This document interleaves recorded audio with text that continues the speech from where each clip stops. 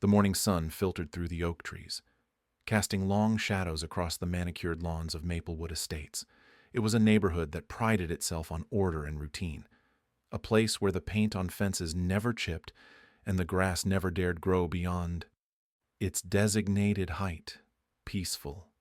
Yes, but beneath the surface was a quiet tension, a taut wire just waiting to vibrate with discord, the kind of tension that often walks hand in hand with the letters H, O, and A.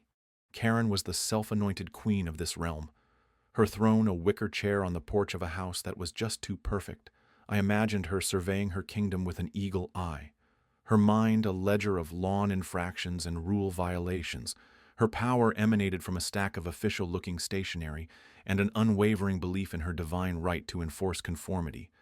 It wasn't long before my mailbox bore the first of her declarations, a letter, crisp and white, with the HOA emblem embossed at the top, informing me that my mailbox was in violation of community standards. Apparently, the color was 2 shades too dark.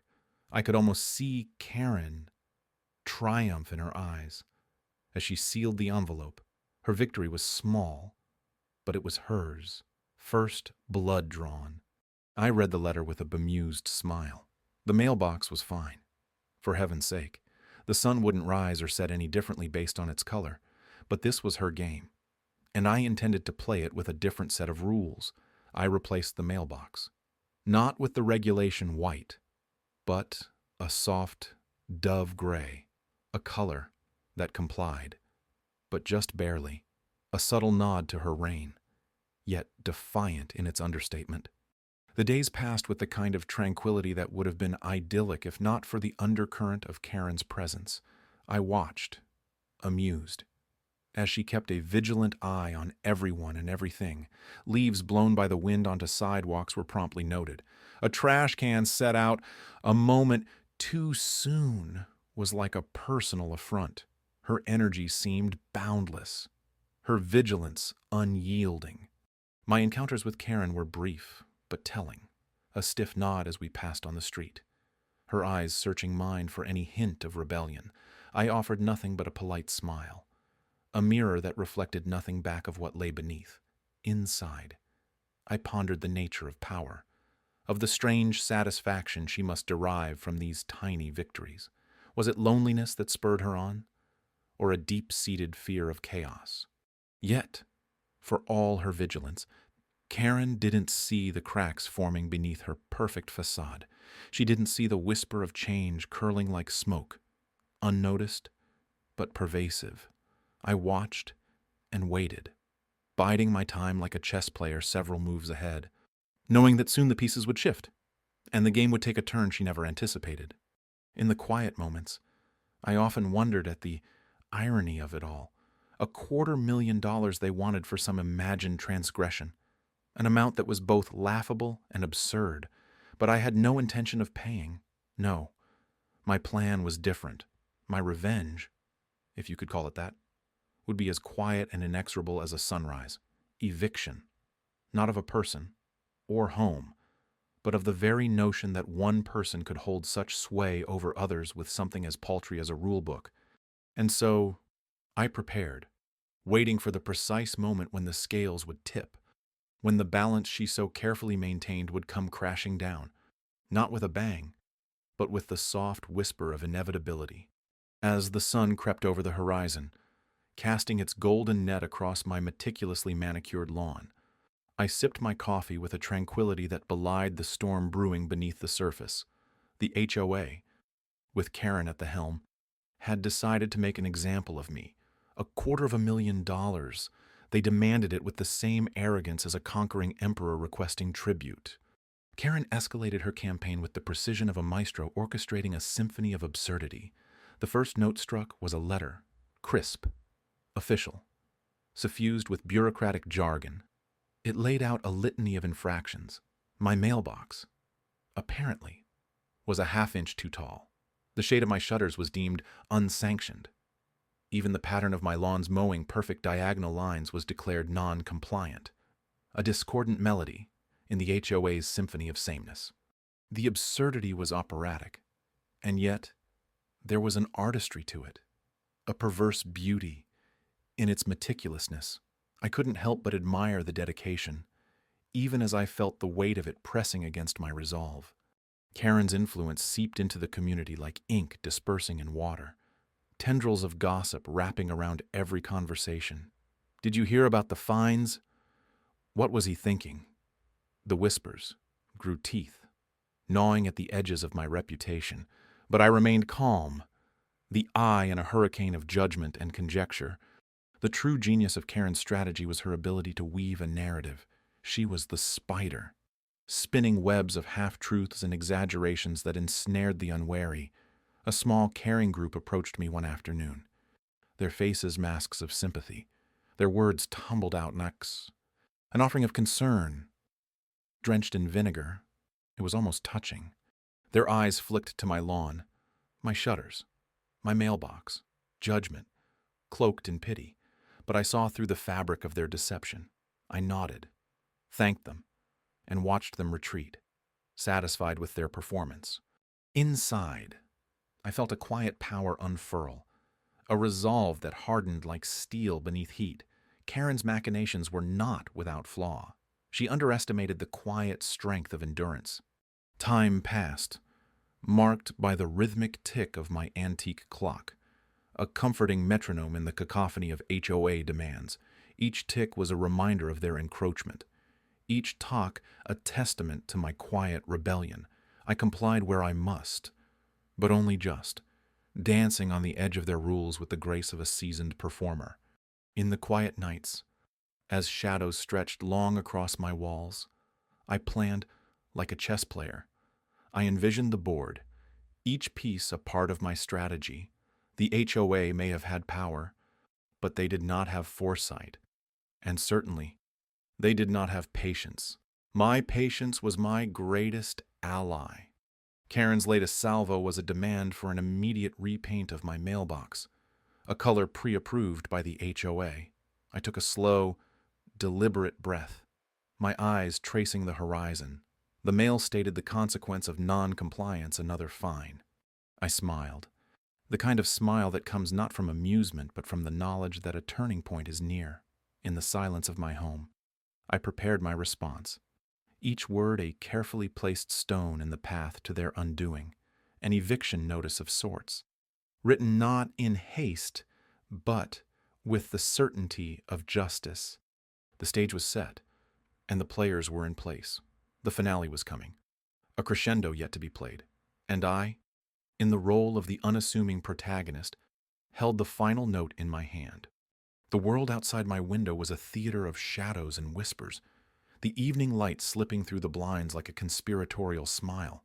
The HOA board had been as stubborn as old oak roots, sinking deeper into their self-righteous soil with each passing day. Their demands $250,000. No less seemed to echo in my mind like the hollow toll of a distant bell. It was an absurd request, like trying to squeeze blood from a stone. Yet the absurdity of it didn't make it any less real. I had spent the prior weeks in a methodical dance, gathering every piece of correspondence, every perfunctory notice, and every veiled threat. They were as numerous as fallen leaves in autumn, each one a testament to the board's relentless pursuit. Even now, the letters lay in a neat stack on my desk, a paper tower of babble reaching toward some misguided heaven. With each day that passed, I could feel the tension rising, an invisible tide drawing back before the inevitable crash, but I remained calm, my mind a quiet sea under a blanketed sky. The board thought me defenseless, a lone swimmer in their ever-widening pond. They did not see what churned beneath the surface, nor that I had begun navigating the murky waters with careful strokes. I had become a collector of small victories, documenting every misstep, every inconsistency in their claims. Each time they faltered, it was a drop of rain in my reservoir of resolve. I prepared a counter not with the bluster of an open storm, but with the quiet persistence of a patient wind. For every accusation they hurled, I gathered facts like a spider spinning its web, intricate and unseen, until the right moment, irony, it seems, has a way of creeping into the most serious of plots, the very rules they adored. The bylaws they wielded like a sword became my shield. I dissected them with the precision of a surgeon, finding loopholes and contradictions that unraveled their fabric. The eviction notice, which had initially been a weapon poised against me, was now a threadbare cloak they would wear. The night before the board meeting, I allowed myself a rare indulgence, a moment of reflection. A soft breeze drifted through the barely open window, carrying with it the scent of rain on distant pavement. There was a certain poetry in the air, a rhythm that resonated with the quiet resilience I had come to embrace. There was beauty in the struggle, strength in the stillness. The following morning, the meeting room was a gallery of tense faces. The board members sat in their usual array, a collection of scowls and self-satisfied smirks. The air was thick with expectation, a silent symphony of anticipation and dread. When I entered, their eyes turned toward me, a jury waiting for the condemned to speak. I unfolded my notes with deliberate care, each page a chapter in the story they had unwittingly helped write. As I began, my voice was steady, a calm river flowing through the valley of their discord. I presented my case with the precision of an architect, building a structure of logic that towered over their flimsy accusations. The room was silent, the air electric with the realization that their fortress had been breached. In that silence, I could almost hear their thoughts unraveling, the frayed edges of their confidence crumbling into dust. As I concluded, I offered them a single line, delivered with the quiet force of truth. You wanted $250,000 from me. Instead, you have my notice. The words hung in the air, a gentle hammer strike that reverberated through their stunned silence. And then, as if on cue, the rain began to fall outside, soft, persistent, inevitable. It began with a whisper, barely audible over the gentle rustle of the morning breeze that carried the scent of newly blossomed magnolias. The neighborhood thrummed with a quiet energy, as if the very ground beneath us sensed the tension that now rippled through our sleepy enclave. I could feel it, the slow build of something inevitable, like the first tremors of an earthquake. The HOA's once iron grip was beginning to falter, and the cracks were showing. It was in the way the neighbors glanced at my house, furtive and curious, as if expecting some revelation to burst forth from its modest facade. They lingered longer at the end of my driveway, eyes tracing the new sign that stood defiantly on my lawn. Sale pending. It was my little irony, my twist of the knife. After all, who sells a house without the intention of leaving? The board met that week, a gathering of the disgruntled masquerading as the vigilant. I didn't attend, but I could imagine their furrowed brows, the hushed tones that turned shrill with denial. I had no intention of indulging their theatrics. Instead, I watched from my front porch, sipping coffee as the sun crept lazily behind the clouds. Each neighbor's reaction was unique, yet all were variations on a theme. Some feigned ignorance, a tight-lipped nod in passing. Others caught my eye, a flicker of understanding crossing their features like a shadow. The air was thick with unspoken questions, yet none dared to voice them. Behind closed doors, whispers turned to murmurs, and murmurs to gossip. The same handful of residents, once so loyal to the HOA's decrees, were beginning to see the rot beneath the veneer.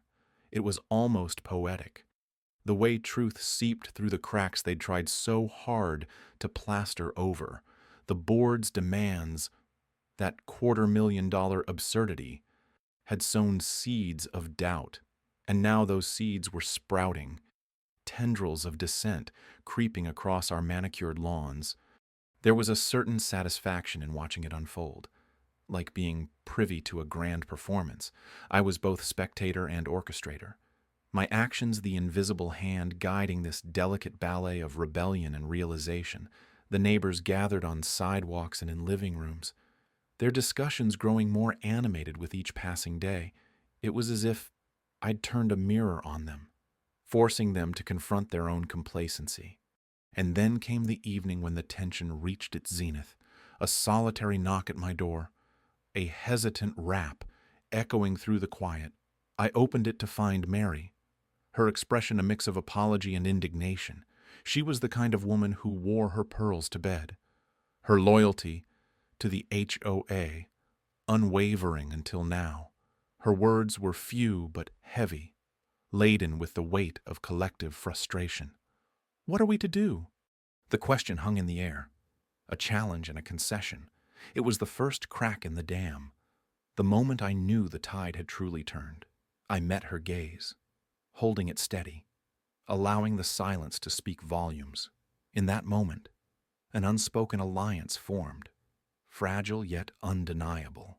As dusk settled over the neighborhood, I stood at my window, watching as lights flickered on in the houses around me, each window a screen, each resident an actor in this unfolding drama. The night air was cool, carrying with it the muted sounds of a community on the cusp of change. I took a deep breath, savoring the anticipation. The real work was just beginning, and I was ready. After all, the HOA had wanted $250,000. Instead, I'd given them something far more valuable, a reason to question everything they thought they knew. The air felt charged with a kind of electricity that only anticipation can bring. I sat at my kitchen table, a bastion of solitude amidst the chaos of life, and reviewed the meticulously compiled documents one final time. The papers were a symphony of legal jargon, carefully orchestrated to dismantle the oppressive hold the Homeowners Association had attempted to place on my life.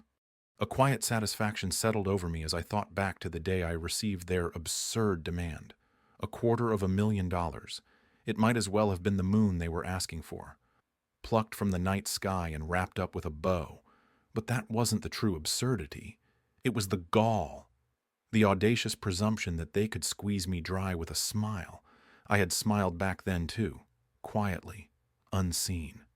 The clock ticked lazily in the corner, each second a reminder of the impending confrontation. I found irony in the fact that the HOA, with its pristine lawns and perfect facades, was about to meet the very essence of disorder, the law. I hadn't fought alone. My attorney, a sharp-witted woman with a penchant for chess metaphors, had been my confidant. She called this our endgame. Every pawn moved with precision, every knight guarding our strategy. And now, the queen was about to strike. Paper trails can be as damning as they are liberating. For every false charge they levied, I had a counterpoint, a piece of evidence that said, "Not here, not today." The ploy had been as transparent as glass, yet so many had walked blindly into their trap. But I wasn't just anyone. I had learned the art of watching, waiting, and when necessary, retaliating. My fingers brushed against the eviction notice, tucked neatly in the envelope. It wasn't addressed to me, but rather to the very board members who had tried to uproot my life. The irony was rich, like rain on a summer's day. It was both unexpected and refreshing. The legal notice was a masterpiece. It outlined the violations, the breaches of duty, and the misappropriations that the HOA had committed in their pursuit of power. It was a document that sang of justice, of righting wrongs, of turning the tables, and soon it would demand a reckoning. In the quiet stillness of the room, I allowed myself a small, victorious smile. The power had shifted. The board, with its pristine image, was about to be evicted from its self-made pedestal. They had tried to play a game of thrones, but little did they know. The game was rigged, the scales tipping irrevocably in my favor. A soft breeze rustled the curtains, as if nature itself was applauding the irony of it all. I gathered the papers, stood from my seat, and felt the weight of months lifting from my shoulders. The moment had arrived. In the days that followed, the HOA's fortress crumbled. The notice was the first domino, toppling a line of pretenses and exposing the rot beneath. The board members' expressions, once smug and self-assured, turned to disbelief and panic. Their empire of rules and fines was swiftly dismantled, piece by piece. And, as the dust settled, I found myself in the eye of the storm, calm and unyielding. The neighborhood, once silenced by fear, began to murmur with possibility and change. I had not just won a battle, but had rewritten the rules of engagement. As I walked through the neighborhood, past the manicured lawns and tidy hedges, I realized something. Victory wasn't in the eviction notice or the courtroom triumphs. It was in the quiet knowledge that no one would dare underestimate me again. Not now. Not ever. With that thought, I turned my gaze forward, ready for whatever came next. The morning air carried a chill that clung to the edges of the world, a reminder that time had not paused for Karen's theatrics. It was the kind of day that whispered of renewal, the kind that brought a sense of hope quietly threading through the community like a murmuring brook, unbidden and unannounced. I stood before the meeting hall, its doors yawning wide like a beast roused from slumber. The room, usually a cacophony of voices, now held a stillness that was almost reverent. Residents filled the seats, their faces a tapestry of emotions. Anticipation, curiosity, a glimmer of defiance. Karen had brought us here, but we had found our own purpose. The board sat at the front, a rigid row of stiff backs and poised fingers, the remnants of old power clinging desperately to formality. Karen, however, was conspicuously absent from her throne. Her influence had waned, a candle flickering in the gathering storm. I took my place, settled into the silence like an old friend. The community, our community, had grown weary of her reign.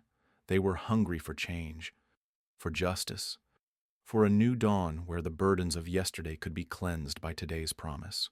The layers of tension, bound tight like the pages of a forbidden book, began to unravel with every word from the podium. The decree from the court had been clear, its weight unyielding, her claims of 250,000 fabricated, inflated, and finally dismantled. Each revelation had been a chisel, carving away at her empire of deceit. Karen had always been a study in contrasts, her polished veneer barely concealing the cracks underneath. But now, stripped of her banners and badges, she was simply another resident, one who had overstepped, overreached, and finally, overborne. The irony tasted sweet. The very rules she had wielded as weapons had turned against her. A perfect Ouroboros of poetic justice. Hands that once clenched in frustration now relaxed. Applause rippling through the room like a liberating wave. It was not the roar of victory, but the sigh of relief. A collective exhale from lungs long deprived of air. Karen's absence was palpable, like a missing tooth in a smile. She had not come to witness her own unseating, yet, in the silence, her presence loomed. The courtroom had given us the verdict, but the community delivered the sentence. Her eviction was more than a physical removal. It was a cleansing, a banishment of the darkness she had cast over our home. I left the hall, stepping into the embrace of the day. The sun broke through the clouds, casting long shadows that danced on the pavement, like ghosts of the past being ushered away by the breeze. The neighborhood felt different now, lighter, as though the very earth had shed a shroud. Children's laughter bubbled in the distance, a symphony of renewal echoing against the bricks and mortar. In the days that followed, we reclaimed spaces once tainted by her presence. Gardens bloomed with riotous color, a testament to resilience. The community thrived, each act of kindness sowing seeds for a brighter future. Yet, in quiet moments, I reflected on Karen. No villain is born. They are made, shaped by a confluence of choices and circumstances. Understanding that did not excuse her, but it offered a sliver of perspective in the tapestry of our shared story. As for the eviction notice, it lay in a drawer, a reminder of what had been and what would never be again, a symbol of triumph, not through force, but through unity and quiet strength. The world turned, seasons shifted, and we moved onward not as we were before, but as something more.